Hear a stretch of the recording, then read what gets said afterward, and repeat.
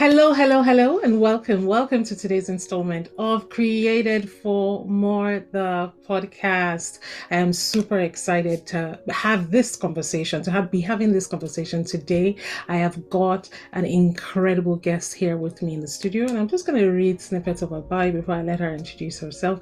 Her name is Anne Ekwueme, and she's a fashion entrepreneur, a personal stylist, and the founder of and creative director of by Anne Ekwueme, a women's clothing brand which is based in Abuja, which is in Nigeria. She holds a postgraduate diploma in business management and a member of the Association of Project Managers, the APM Group.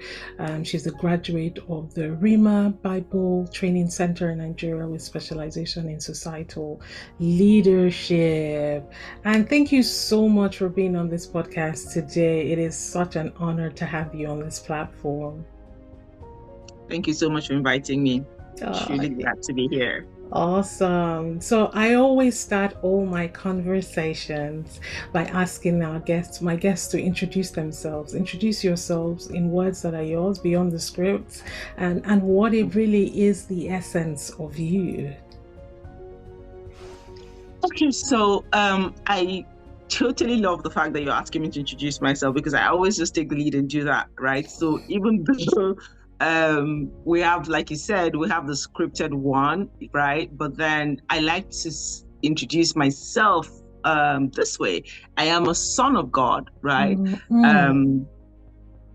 Yes, I am a son of God, and I'm on earth for such a time as this. He has anointed me with the Holy Ghost and power. I go about doing good, healing all those who are oppressed of the devil, for God is with me. And I go by the name Anne. I serve as the Creative Director at Zibahbyannekwueme. I am married with 4 children, and I live in Abuja, Nigeria, for now, currently.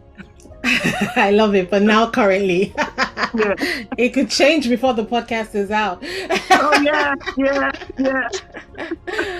Oh, it's such a pleasure. Thank you so much for just sharing.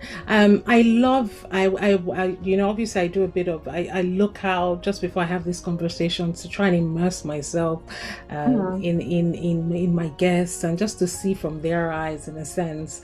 And I absolutely love your designs. It's so gorgeous. Guys, if you're listening, you want to go and check out Zibah by Anne Ekwueme. The designs are absolutely mind-blowing. Just completely out of this world. So I just wanted to start there. Have you always been into fashion? Have you always been creative? Like what has that kind of facet of your life been like? How have you kind of grown in this space? Where did it start from? How young were you when you realized that you had this gift? So I wouldn't say so. When it comes to the creative part, I discovered that not too long ago, but the entrepreneurial part I've always had. So I remember when I was around 19 or 20 now, that was when the entrepreneurial part of me started to buzz. So I used to live in Kaduna. I was born and bred in Kaduna. I used to live in Kaduna. I went to Ibu Zaria, and then my sister used to live in Lagos at the time. And I remember taking money from my mom, 10,000 naira at the time. So I'll buy fabrics from Kaduna at the time, take them to Lagos, to my sister's office, and get people to buy it. And then in turn, when I'm coming back, I'll go to Balogun Market, buy shoes, bring it back to Kaduna, bring it back to school, and all of that. Yeah, so it was at that age that the entrepreneurial part of me started to burst. So then I used to do clothes as well. And then, of course, I finished school, I got married, and then I thought I had something for fashion. Started doing it in 2001, 2002, and I'm not even sure when, 2001 to 2002. And then I stopped it because I really needed to focus at the time. So as much as I wanted to do business and to do fashion, it wasn't really my focus at the time. My focus at the time was having children. right? So I just said, you know what, first things first. So I sort of put all of that on hold for a good 10 years of my life, just focusing on what was important to me at the time. At the time. So after then, after 10 years, I picked up entrepreneurship again, but it wasn't what I really wanted to do. I picked up catering, I had a restaurant, but it just was it was something I was doing for the money. There was no real passion there. But then I did that for about 4 years and just decided, you know what, I need to go back to doing fashion. And so basically the brand started officially in 2015. In fact, we turned 7 last year. So this is our 8th year. Yeah. So yeah, that's where, and so, but about creativity, I would say in 2015, right? When I got back into it and started sitting down to say, you know what, what's this going to look like? What are the clothes going to look like? And all of that. Yeah. But the entrepreneur part of me started, yes, when I was around 19, 20. I love it. I love it. I want to explore what you've just talked about there, because you made such a statement that a lot of people go through. You talked about, you know what, I was doing it. I was in catering. I was doing all this stuff, but I was doing it for money. I didn't just feel, I think the word you use, there wasn't that passion for it.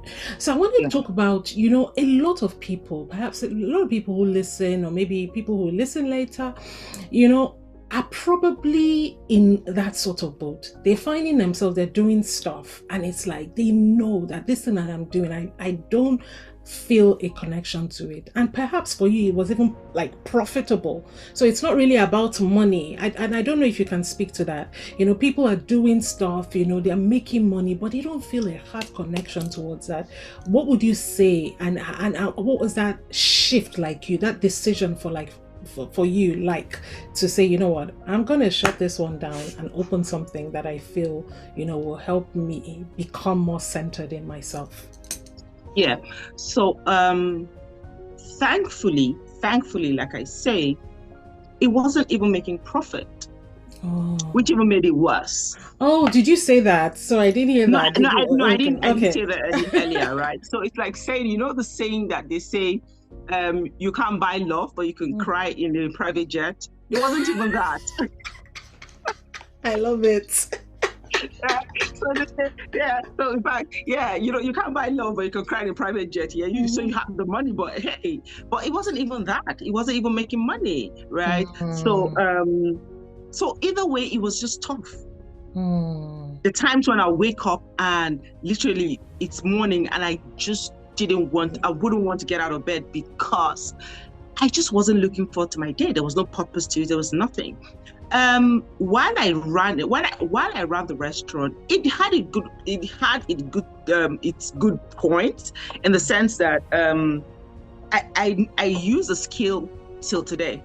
I'm still a caterer, right? I do the outdoor catering. I still do it currently. In fact, the skill I used for 3 years straight, so that 3 years ended sometime last year, where I was making food for a community for 3 years straight every Sunday. Oh, wow. Yes, and I was only able to do that because I am a caterer, right? So it had its own good side, but it wasn't what I really wanted to. I don't think it was. It wasn't what was going to bring out my voice, if you know what I mean, right? So yeah. So thinking about it now, I can go back to it, which I eventually will go back to it at some point, go back to the restaurant thing at some point. But now I am free to go back to it. Why I say I was very fortunate is because my daddy, that's Abba, his eyes are on me, right? So I say to people that if that venture had prospered, I'll just be a regular person going to church, paying tithe, and just being a regular fine girl in church, wearing the nice clothes and all of that, and just just paying your tithe and doing your offering and just being that person, right? But I realized that he could have made it grow but his eyes on me. Mm. So I'm not sure he permitted that thing to grow.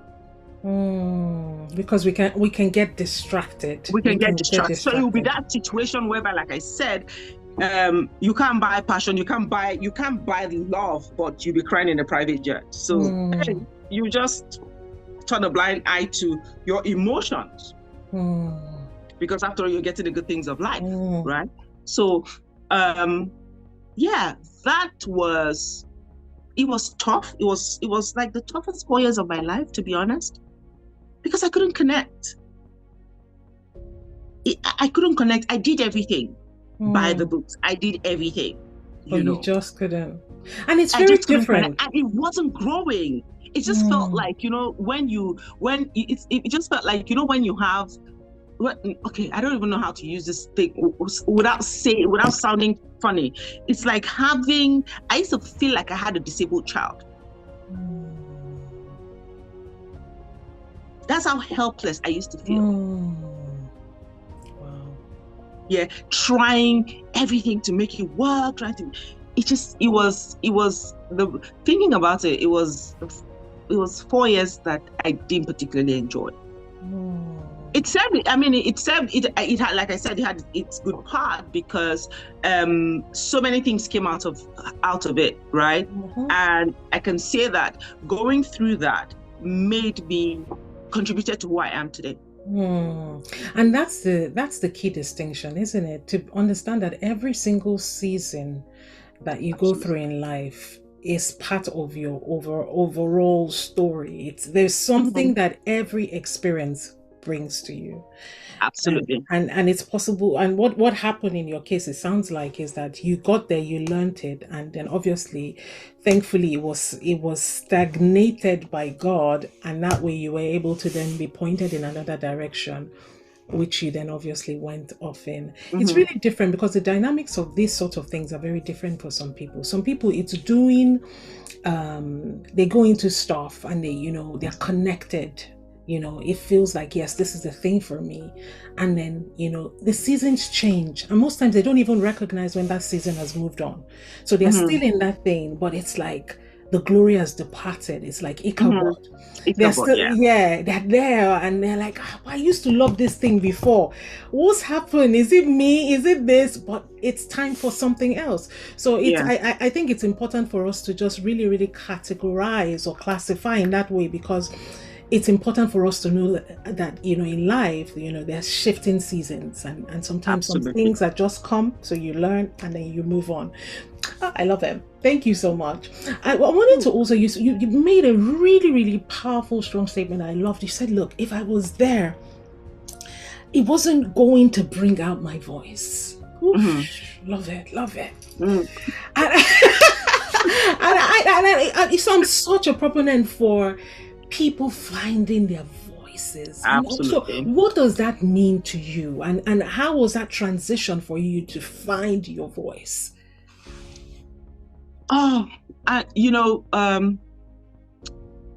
If you don't find your voice, you're not living. You may be existing, but you're not living, because it's your voice that causes you to rise up every day, because you know that you have an assignment, you have something to deliver, right? When you find your voice, you find you. You don't have identity crisis anymore. You know who you are. You can walk into any space, any room, knowing that my daddy owns the universe. That level of confidence, it's my daddy's. He sent me here. So I always, one of the things I love to do is to help people see who they truly are. Because until you find who you are, until you discover who you are, you'll be living below your potential.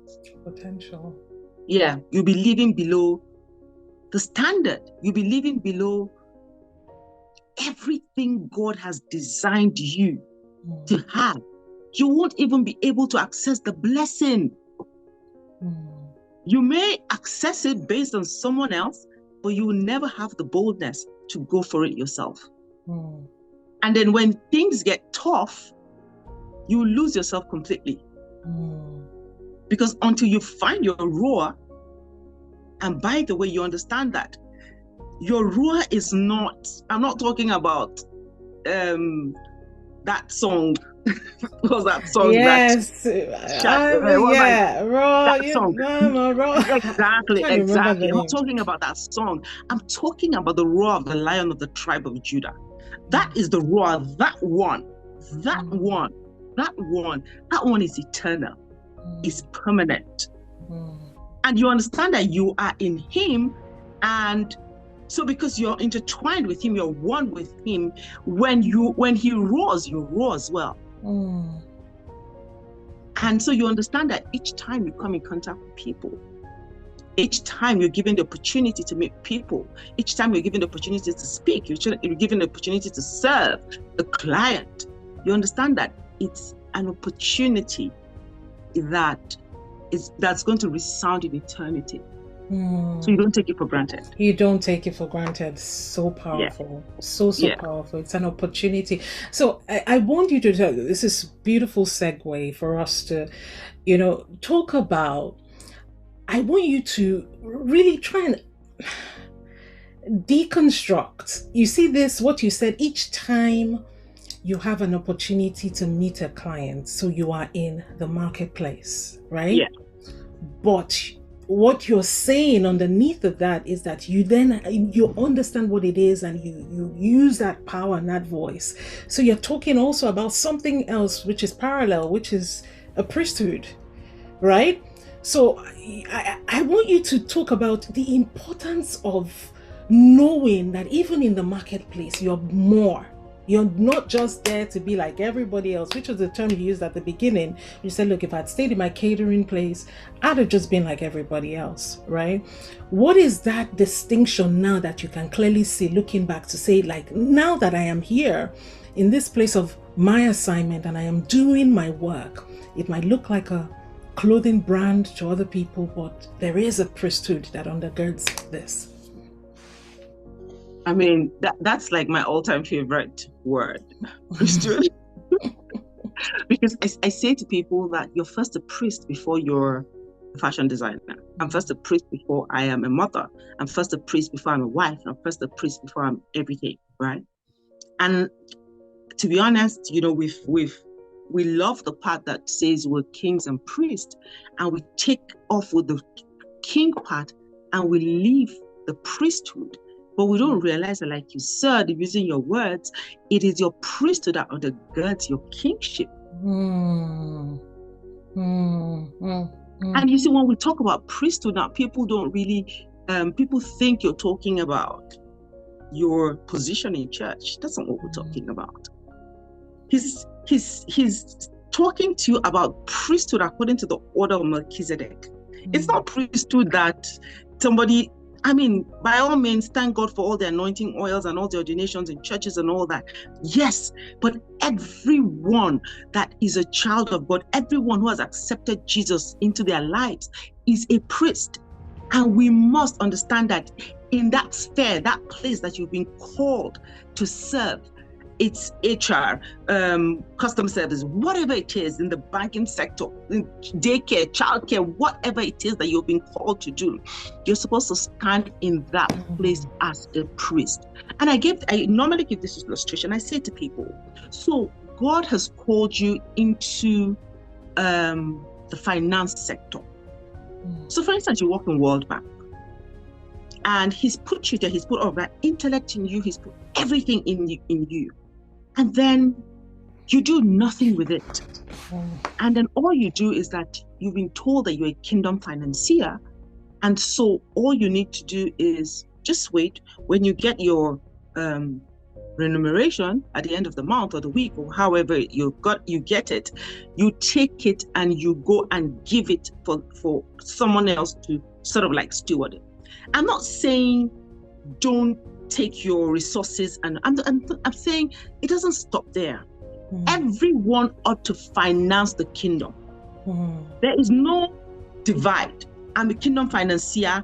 I am a priest. There is no divide. Everyone is a priest. In that office, you must stand as a priest. And you're not going, the idea is not for you to go about shoving the name Jesus in the throats of people. No, it's your life. Have you embraced the spirit of excellence? Do you show up at work? Do you have spiritual intelligence?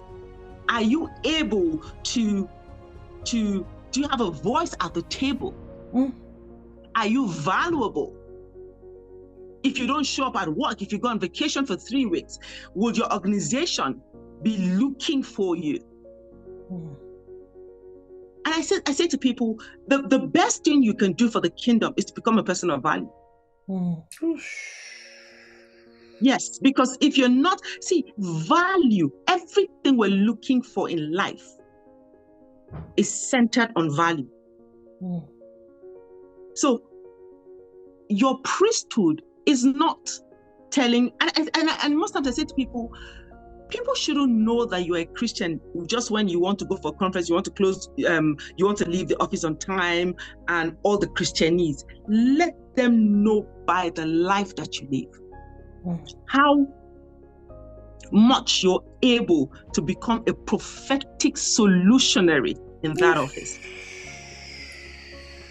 You know, and that's, for me, spiritual intelligence is I'm so big on spiritual intelligence because we've mastered IQ, EQ.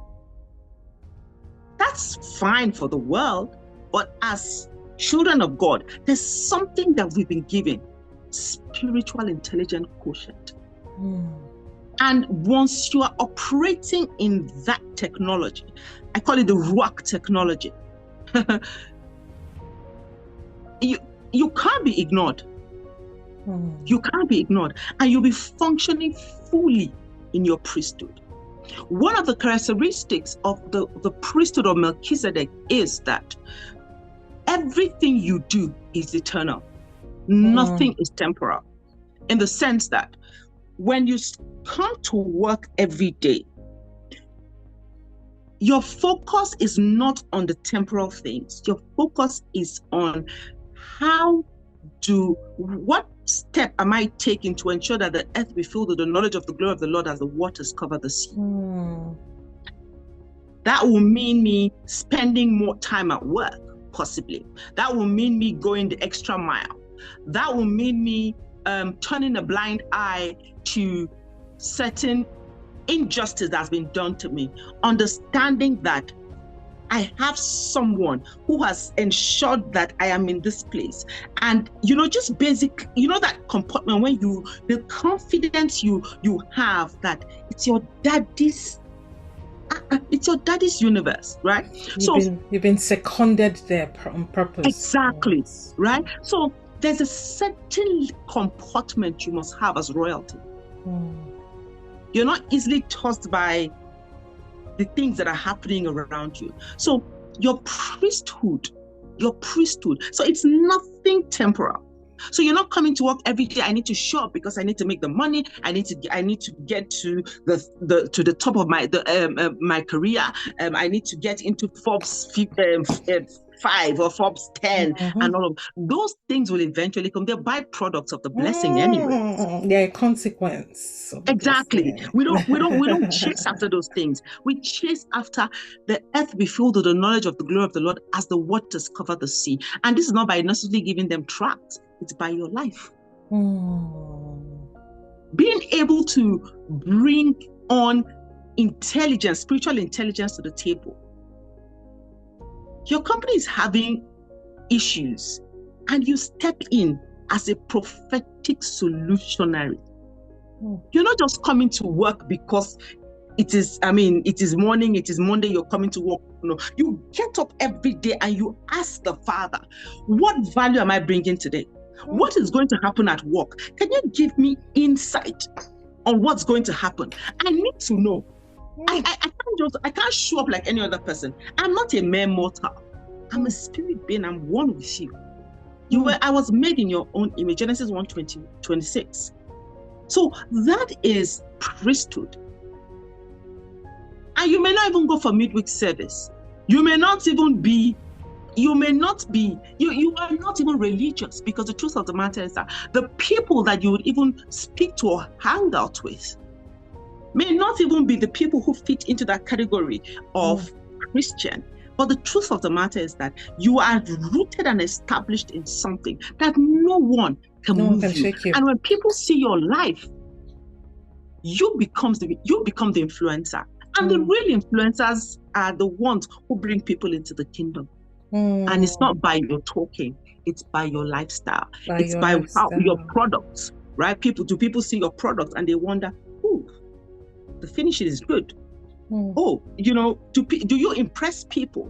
Do you value the fact that people come to you and give you their resources, and you're supposed to ensure that every resource that comes into your hands, when people go back, they thank God for you. I thank, I'm happy I have this Ziba piece. Do you leave a good taste or a bad taste on their taste box? How do you, what's your customer service like? When people come into your space, do they leave better than they came in? So that's real priesthood. So good. That's real priesthood, without being in anybody's face, rather than, or not being in anybody's face, but loving people. When we love people, we serve them properly. When we love people, we place value on their resources. When we love people, we talk to them with kindness. When we love people, we encourage them. When we love people, we want to see that really that darkness is broken over their lives. I love it. Yeah. So powerful. So powerful. So powerful. Thank you so much. I'm just like, I'm reeling, spiritual intelligence quotient. I will never forget that. Never. Yeah. So good. And that has kept me in business today. I can tell you, I can't even begin to say all the things that just that thing, spiritual intelligence, has done for me and for my life. Normally, I am usually in Istanbul, in Turkey, around the earthquake, when the earthquake happened. But sometime last year, around October, I was going to go to the UK, and I had this very huge, impression to go to Istanbul. And I was saying to myself, I don't need to go to Istanbul. I have stuff that I haven't even sold. And I just knew I had to go. It was so strong. In fact, getting the visa, because they had changed the visa requirements. So it was so tough getting the visa and all of that. And then I got to, even while I was going, I didn't really understand why I was going there. Anyway, I did go, did all of the shopping and all of that. And of course, he needed me to do something at the end of the year last year, and which required me to go to Istanbul, right? And I'm grateful for that.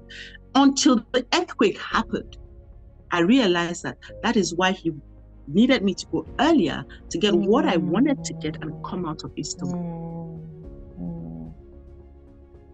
When just before COVID, 2019, I had this huge impression to start a second line in my brand, a cheaper line. And I did. It did very well. And COVID came. I remember it was June that I launched that line, and COVID came by March of the next year. I can tell you, Tombra, in all of those COVID lockdown days, I didn't lose 1 naira. I was making money every day. Why? Because he had already instructed me ahead of time. And a lot of people couldn't really bounce back after COVID.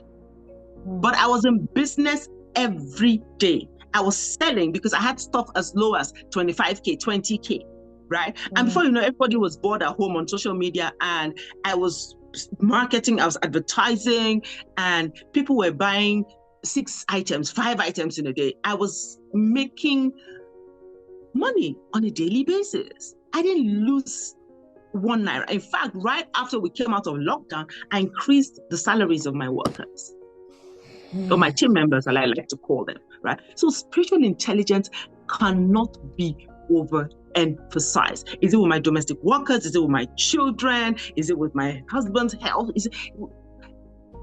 Spiritual intelligence, I call it the rock technology.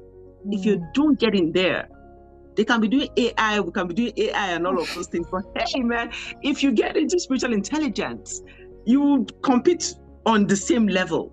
I mean, we're not competing with the world, but I'm just simply saying that let's not, each time we just sit down and want to receive light from the world. No, we are the light of the world.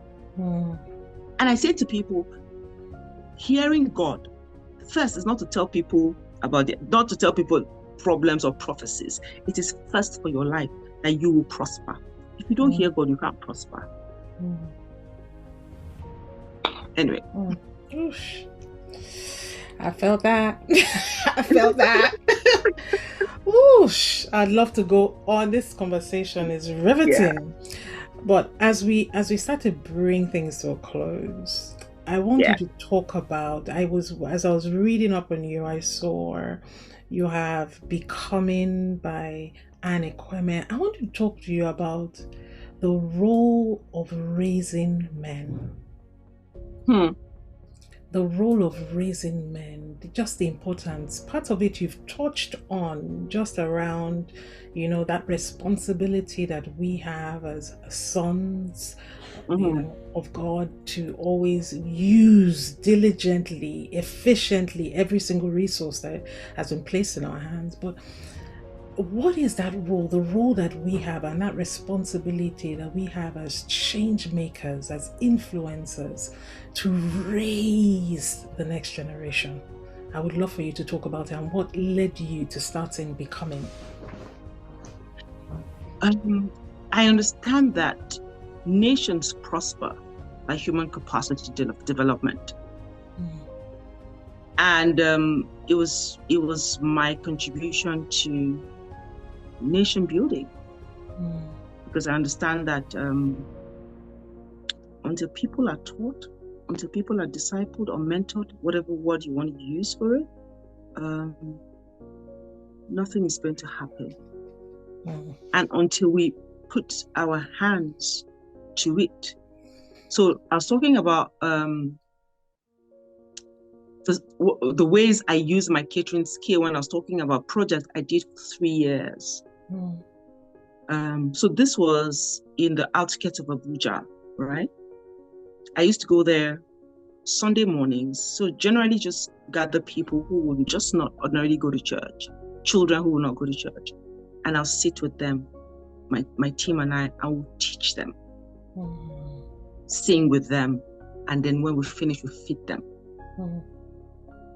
Because I understand that a nation can only grow if they're taught, if they're discipled, if they even know that you care. And it's critically important that everyone begins to walk in their identity. People begin to come in contact with themselves. A lot of people haven't come in contact with themselves. They're just living. A lot of adults haven't even met themselves. And for me, the drive is, please meet yourself. Know who you are. Know your superpower. That in your rising, many will rise. And if you don't rise, there's some that will never rise. So we started the leadership initiative, and we're on the 11th cohort, and we probably reached, I don't even know the number now, but one of the things that the testimonies or the things that people say over and over again is that now I know who I am. Now I can embrace my future with clarity. So raising, for me, it's there's nothing you can do in a nation if men are not raised. The nation can't be built if there isn't human capacity development. A lot of the issues we're having, I deal with people in the really lower classes quite often, and I see the way they reason, I see the way they think. Our educational system does not or isn't configured to teach us how to solve problems. What we have is, at best, come out of school and get a job. There isn't critical thinking. There isn't, it's just, how can I survive? Not how can I make a change? Not I am valuable. Not I can become the next Einstein. No. It is more like I am trained to be subservient to certain people. Yes. It is so true. That creative capacity that we all have inherently, there isn't a focus on developing it, intentionality on developing it. That's just the summary. It's we are taught from very young age to consume. Consume. You just go see what someone else has on and take it all in. That's the model of education. You go there, you don't really challenge the teachers. They know it's very hierarchical. They know more than you. Just keep quiet and let them tell you what to do. But we are not taught to question. We're not taught to. It's a really, really important point. So that for me, that's what drives me. Men, because for me, wealth is not how much money I have in my account. Wealth is how many people have been able to impact. So a wealthy person is not how many cars you have and how many houses and whatever. It's how many lives that can rise up and say that because of this woman, I can see better. Because of this woman, I can do better. Because of this woman, I now know who I am. That's wealth for me. And no nation thrives if the people are not taught. If the people don't have an identity. I mean, our nation has been beaten, battered it's amazing that if you're living in Nigeria right now, we've been through so much that we don't even realize it. An average Nigerian has been traumatized, and we have just conceded. We've just taken it in because, hey, what can we do?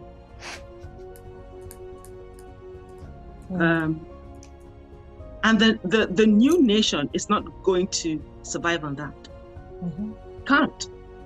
It can't. So raising men is born. It's basically comes from that place of nation building. Basically, there's just so much that I can't even go into right now. But then so many instructions, and in fact, going back to spiritual intelligence again, once you have that, you can't anyway. Once you have that, you can't be tossed to and fro. You get into real matters of legislation. And not just legislation on earth here, you are legislating in heaven because you have been told. You understand what's happening. You understand what's happening. I love it. And what I'm just hearing, sensing, it's also a thing of balance. In a sense, you're not fully, it's like you have one leg and you have a limb. if you don't take, you know how you have in organizations, you have corporate social responsibility. There is that responsibility, that arm that says, as I rise, I pull all that Absolutely. up with me, because Absolutely. that is the model of Christ, wasn't it? Yeah. He came to the world, but he had a focus and said, you know what? He could, at the same time, he had the 5,000, the bigger group, but he had the 12. Yeah. He had the 12. Yeah. Was there one between the 5,000 and the 12? There was a 70. There's 70, yes, of course.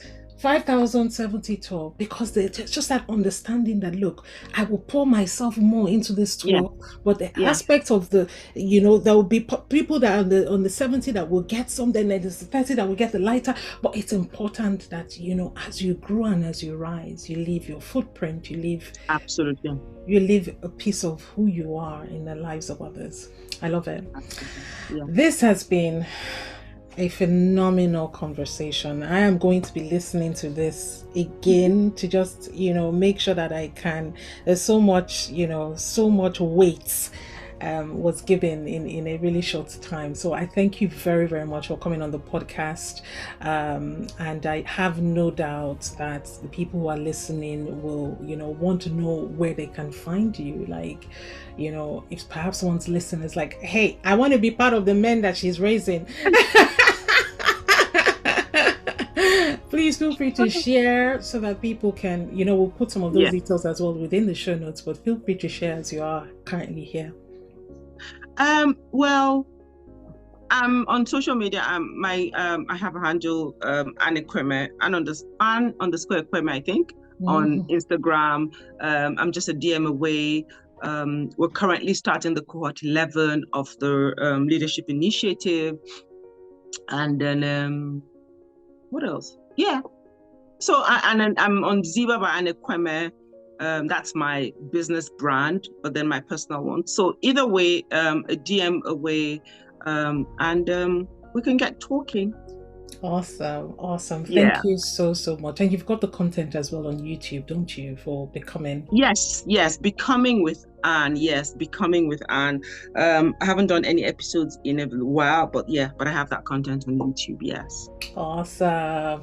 Guys, go check it out. Binge watch. Leave Netflix for a bit and fill your soul with good stuff.